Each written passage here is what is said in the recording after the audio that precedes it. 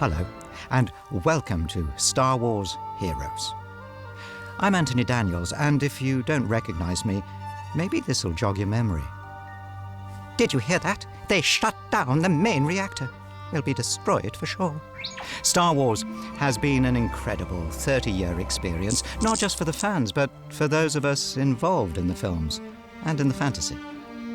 As the epic 6-film saga comes to an end, all the plot threads will finally come together in Star Wars Episode 3, Revenge of the Sith. Far, far away, a long time ago, as we look at the rebels, the robots, the Jedis of the soon-to-be-concluded Star Wars saga.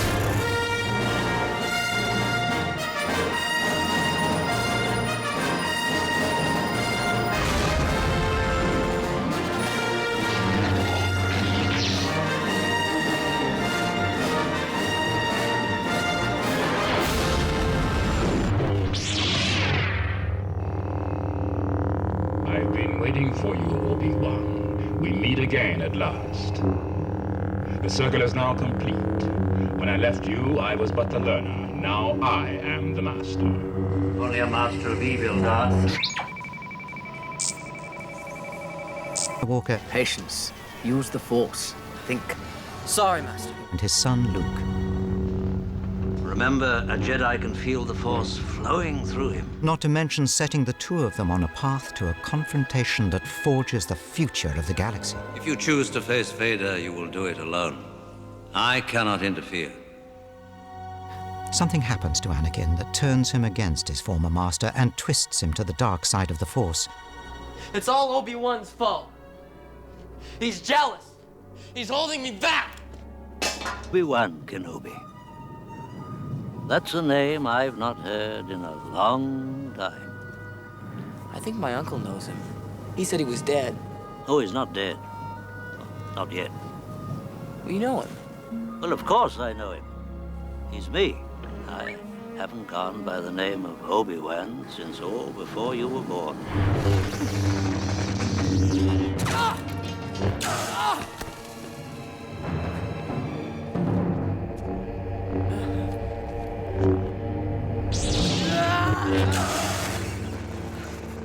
Brave of you, boy.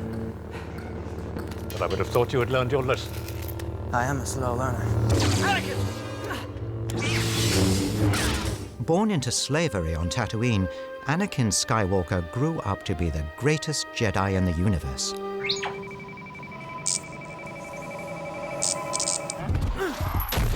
His potential was recognized by Qui-Gon Jinn. Has anybody ever seen a pod race? They're pod racing on Malastare. Very fast, very dangerous. I'm the only human who can do it. You must have Jedi reflexes if you race pods. Don't do that again. Fear is the path to the dark side. Fear leads to anger. Anger leads to hate. Hate leads to suffering. Just how much suffering that is, we'll find out in Episode 3 as Anakin falls to the dark side of the Force, and the galaxy can never be the same again. You're not all-powerful. Well, I should be. Someday I will be. I will be the most powerful Jedi ever. It's a great pleasure to see you again, my lady. It has been far too long, Master Kenobi. Former Queen and Senator of the planet Naboo, Padme is a young woman with great courage and strength of mind, which she uses to protect her planet from the power struggles that will consume the Galactic Senate and the Trade Federation. But no matter how strong, she cannot protect the galaxy from the evil ambitions of Senator Palpatine. Padme falls in love with the young Jedi Anakin, but she fails to understand his heart, and that will cause her downfall. We could keep it a secret. We'd be living a lie. One we couldn't keep even if we wanted to. I couldn't do that. In Episode 3, we will discover her fate and the fate of her twin children, Luke and Leia. You really don't like politicians, do you? I like 2 or 3. But I'm not really sure about one of them.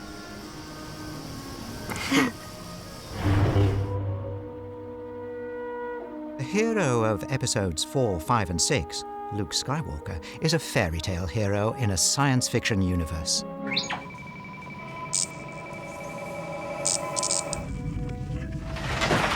I'm Luke Skywalker. I'm here to rescue you. He's an orphan farm boy who discovers his mother was a royal, his father is an evil tyrant, and that he alone can save the galaxy. I want to learn the ways of the Force and become a Jedi like my father. Forget the special effects and the daring deeds. It's Luke's wide-eyed, pure-hearted innocence, his bravery, and the universal appeal of his adventure that draws people back time and time again to the Star Wars saga. I'll never join you! If you only knew the power of the dark side. Obi-Wan never told you what happened to your father. He told me enough! He told me you killed him. No. I am your father.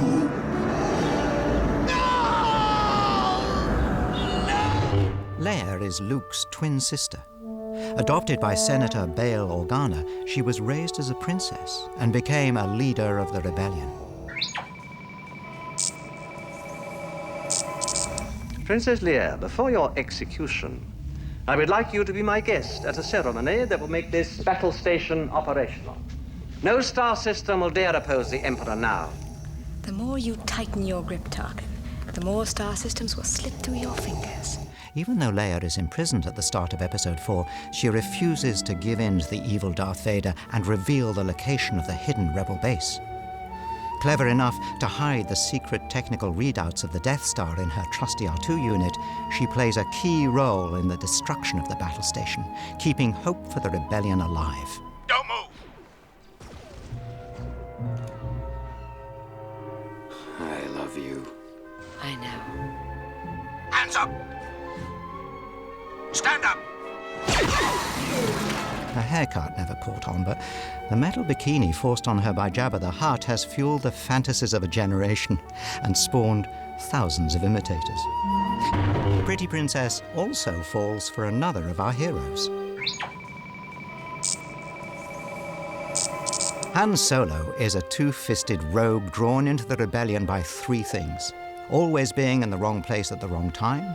You know, sometimes I amaze even myself. That doesn't sound too hard. His eye for a pretty princess. Afraid I was gonna leave without giving you a goodbye kiss? I just assumed he's a Wookiee. I can arrange that. And the growing camaraderie with the young Jedi Luke Skywalker. Sir, Commander Skywalker hasn't come in the south entrance. He might have forgotten to check in. Not likely. Are the speeders ready? Not yet. We're having some trouble adapting them to the code. We'll have to go out on Tauntaun. Sir, the temperature's dropping too rapidly. That's right. My friend's out in it. I'll cover Sector 12. That's 16 Alpha. Your Tauntaun will freeze before you reach the first marker. Then I'll see you in hell. He's a reckless, unpredictable, overconfident gambler, yet proves to be the most reluctant of heroes with his loyalty second to none. Marching into the detention area is not what I had in mind. But they're gonna kill her! Better her than me. Deep down, he's a man of honor, and the rebellion could never succeed without him. This whole party will be for nothing if they see us. Julian and I'll take care of this. You stay here. Quietly. There might be more of them out there. Hey, it's me.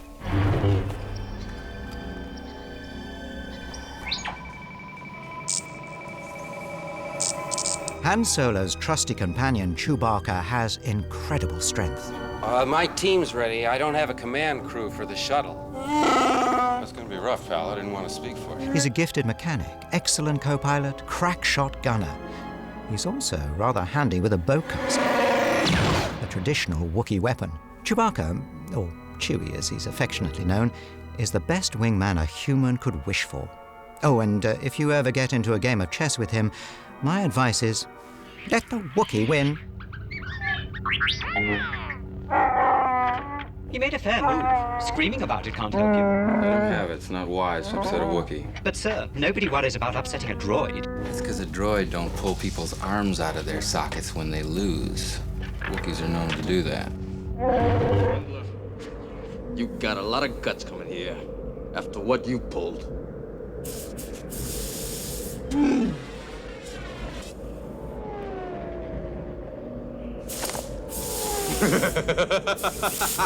How you doing, you old pirate?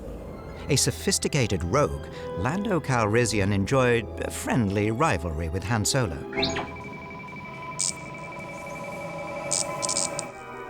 He was the original owner of the Millennium Falcon, which Han won from him in a game of Sabacc.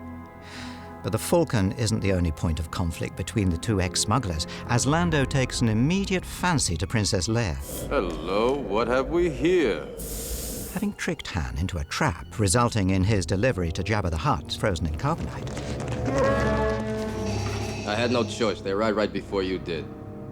I'm sorry.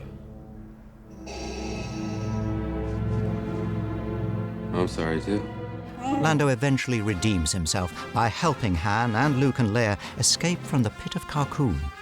And later, he flies his beloved Falcon deep into the heart of the second Death Star, blowing up its main reactor and ending its reign of fear.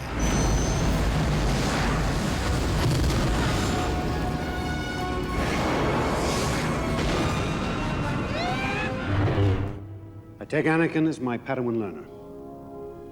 An apprentice you have, Qui-Gon. Impossible to take out a second. The code forbids it. Qui-Gon Jinn was the maverick Jedi Master who discovered the young Anakin Skywalker, recognized his potential ability, and tried to persuade the Jedi Council to train the boy. He is the chosen one. You must see it. Clouded this boy's future is. Though a strong warrior and a skilled Jedi, Qui-Gon preferred to trust instinct over meditation and was often impulsive, a flaw that led to his death at the hands of Darth Maul.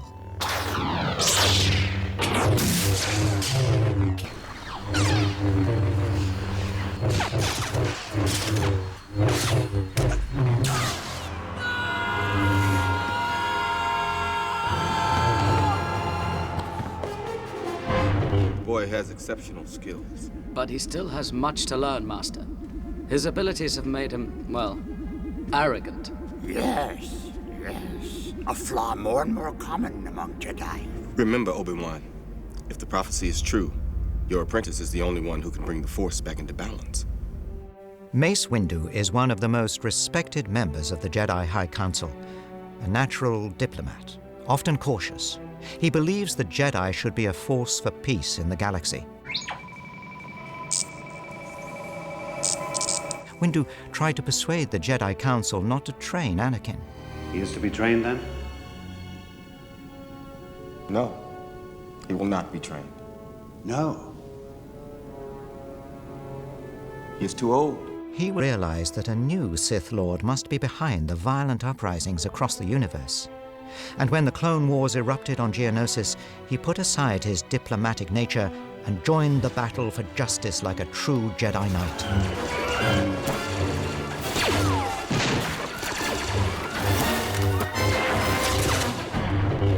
May I suggest the Senator be placed under the protection of your graces? You really think that's a wise decision under these stressful times?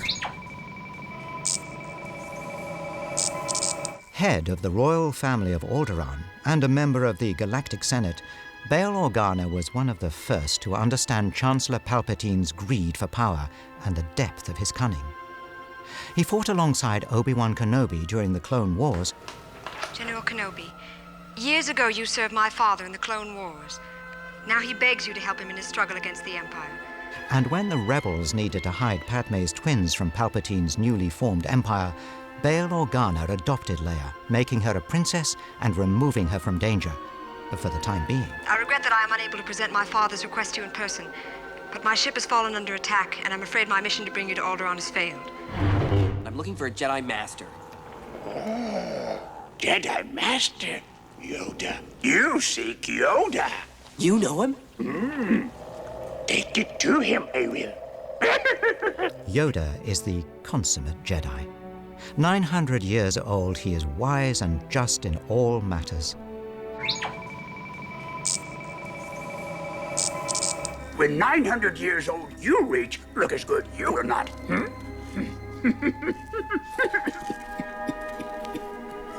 His position on the Jedi Council allows him to put his wisdom to the best use. What is it? Pain, suffering, death, I feel.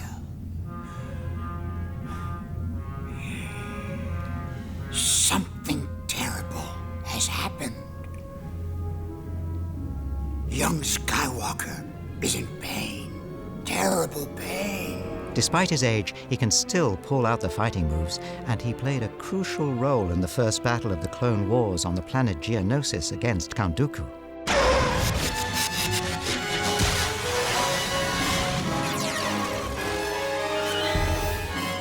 Much to learn you still have.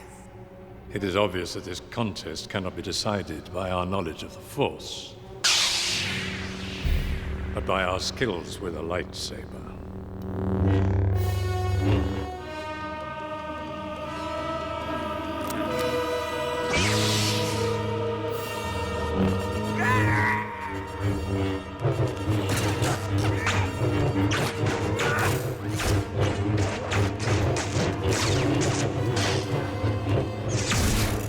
When the Republic becomes the Empire, which we'll see in Episode 3, Yoda flees into exile on the swamp planet Dagobah, where he will wait patiently for the Force to bring him a new hope. I feel like... Be like what? Like we're being watched. Oh, wait, put your weapon. I mean you no harm. I am wondering, why are you here? I'm looking for someone. Looking? Found someone you have, I would say. Well, my little friend, got something jammed in here real good. Were you on a Star Cruiser? Help me, Obi-Wan Kenobi. You're my only hope. What's this? What is what? He asked you a question. What is that? Help me, Obi-Wan Kenobi. You're my only hope. Help me, Obi-Wan Kenobi. You're my only hope. Oh, he says it's nothing, sir. Merely a malfunction. Only 2 characters appear in all 6 of the Star Wars films, and C-3PO is the only one we can understand. He's the anxious but faithful protocol droid who accompanies the Skywalkers on their epic adventures, often wandering into trouble and always concerned. He's not finished yet. He's wonderful. He's a protocol droid to help Mom. Watch. Where is everybody? Oops. Yeah. Oh, hello. I am C-3PO, Human Cyborg Relations. How might I serve you? He's perfect. Oh, perfect. 3PO was built by the young Anakin Skywalker on Tatooine and follows him through the first 3 films, then becomes Luke's companion for the next 3. So, when 3PO and Obi-Wan Kenobi meet in Episode 4, why doesn't the droid recognize him? Episode 3 will explain everything. I'm not sure this floor is entirely stable. Oh, hello. I don't believe we have been introduced. R2-D2, a pleasure to meet you. I am C-3PO Human Cyborg Relations. I beg your pardon, but what do you mean, naked? My parts are showing. My goodness. The half-pint droid brimming with personality, R2-D2 plays a vital role in the Star Wars story. Princess Leia trusts him with the stolen plans for the Death Star. He leads Luke Skywalker to his first meeting with Obi-Wan Kenobi. He navigates Luke's X-Wing in the attack on the Death Star. And that's just in the first movie. This R2 unit of yours seems a bit beat up. You want a new one? Not on your life. That little droid and I have been through a lot together.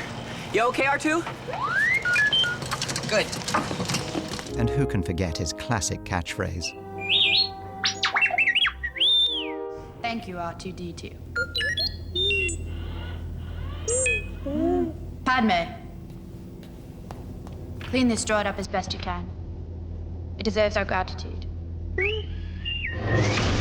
So there you have it, heroes doing battle against the evil Empire and the sinister Sith. Darth Vader, Darth Sidious, Darth Maul, Emperor Palpatine. Oh, but that's another story. But now, to give you a glimpse of all the things I couldn't tell you about, the thrills and surprises in Star Wars Episode 3, Revenge of the Sith, here's a taste of the film.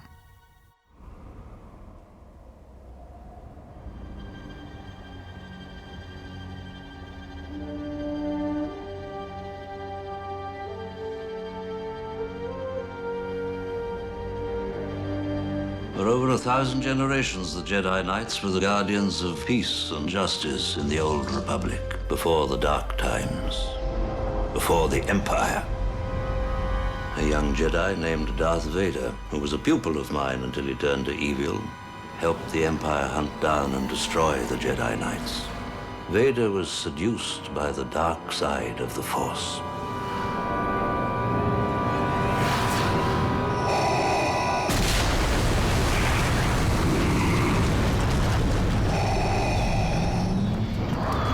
Lord Vader.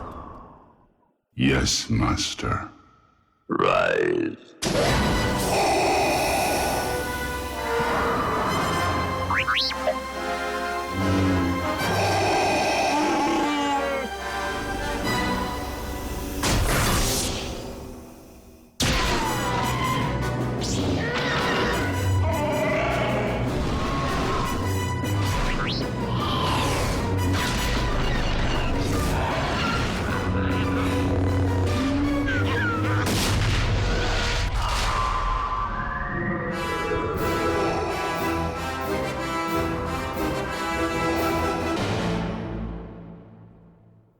Your life.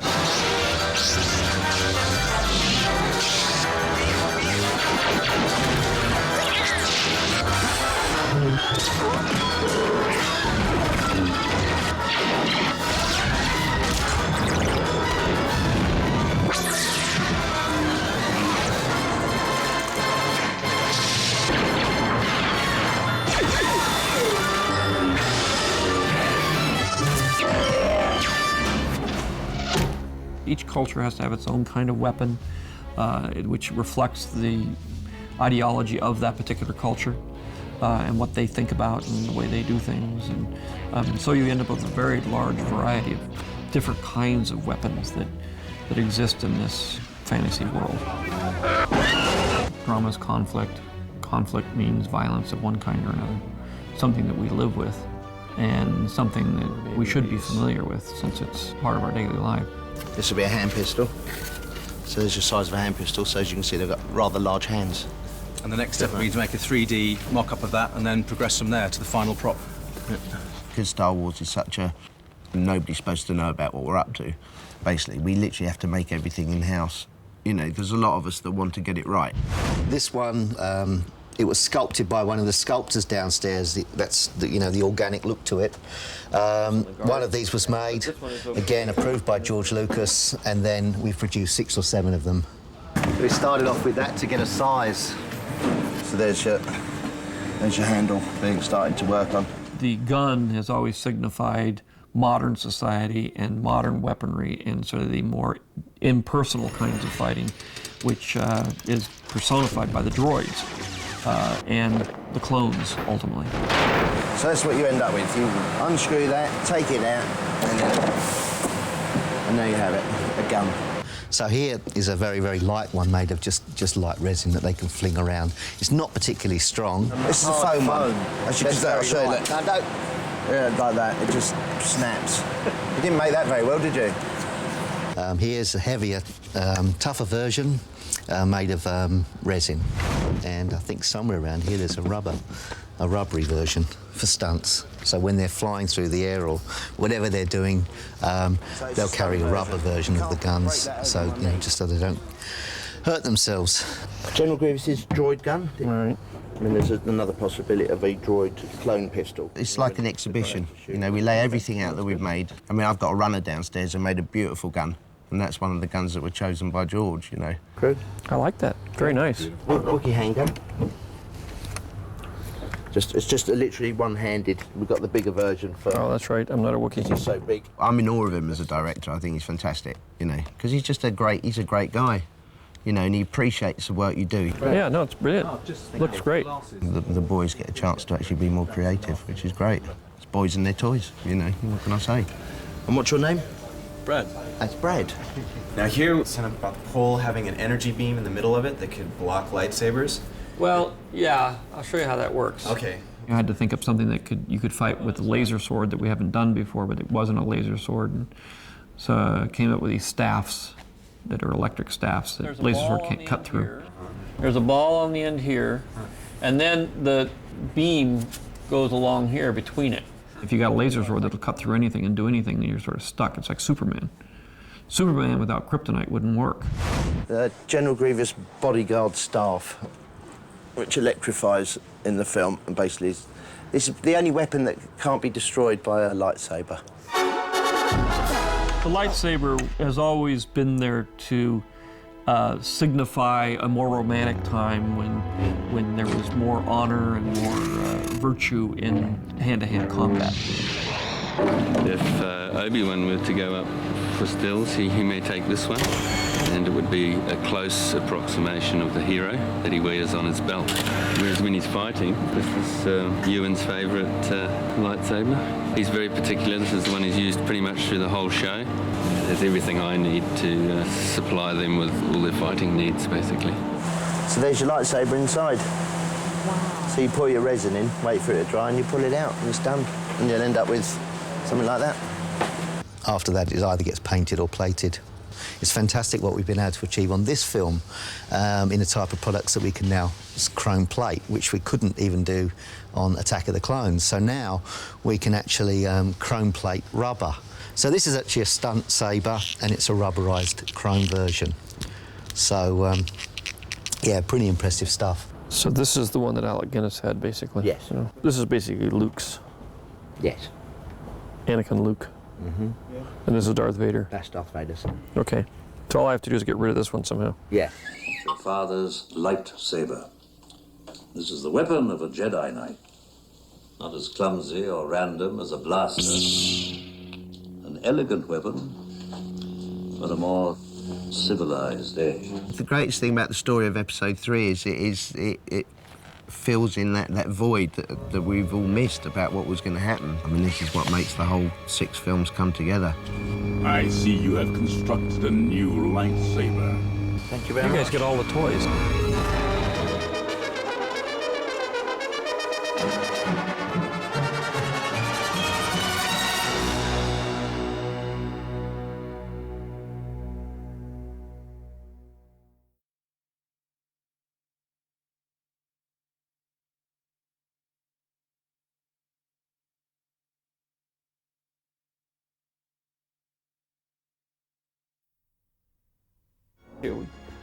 We had a hard time getting the image, but we got it. We got you. Oh, hold on. We just heard Rick coming up the stairs. How'd you lose him? Dunno. He's stuck in the traffic. He's stuck in traffic. There's the Rickmeister. How are you? So, shall we jump straight in? Let's. Yep. Yeah.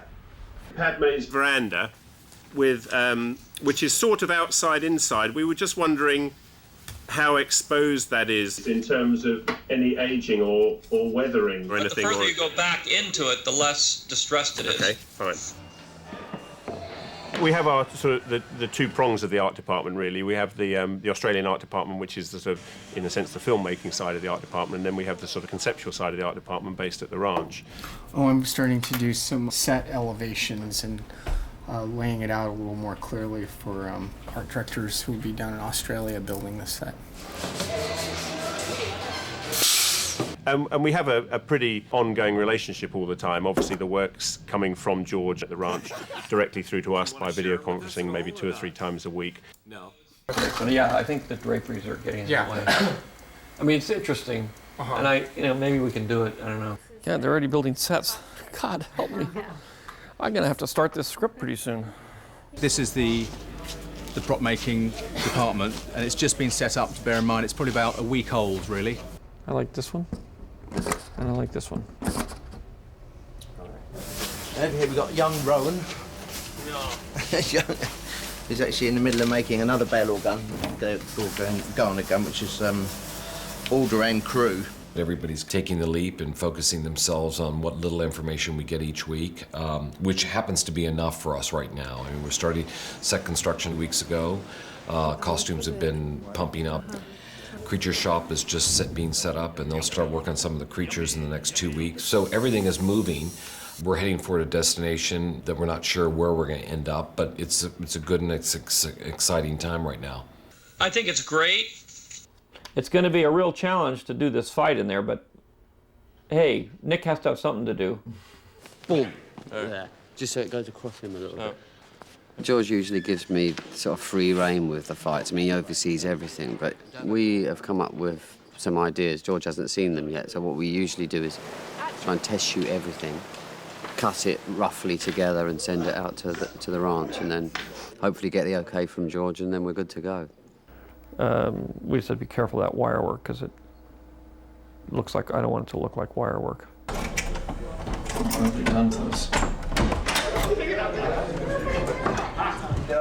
Hello. There you go. A first draft. Official first draft. Of course, there's a lot of cheating in there. A lot of they fight. We like cheating. What I want to do with Obi-Wan is I want to give him a haircut that's somewhere between where he is there and where he is here. Now the beard's really short, all around here, completely trimmed, and up here very... And that's way up there now. Oh, now the hair's, it's really high forehead. Yeah. We might put, again, a few little gray splotches down in here, right, these two right here. It's just that often with hair whitener, it always looks like hair whitener. Uh-huh. You know. Because this is only 2 years, it's only 2 years after the last one, isn't it? It's obviously been a hell of a 2 years. Look at the same, you know. Anakin we have to deal with too. At this point, I think we say, what's dashing? Because we're bulking him up. So you can just get it from... Yeah. Hayden's had to work out really hard, so he'll do 6 hours sword fighting, and then he'll do 2 hours of training, and then he eats about 6 times a day. I think it's too much. Too far? Yeah. Let's let his hair grow. Put him on the other side and do a profile. We want that. Go for it. I mean, that's sort of the same. His hair is still a work in progress. 2 days ago it was quite long. We had the little ponytail thing happening. Yeah, I'm just afraid that he'll see it and go, that's what we're going with. Okay. All right, guys. Have fun. All right, have a good one. Yeah, blast. Good luck. It'll be hell until I get back, and when I get back, it'll be worse. All right.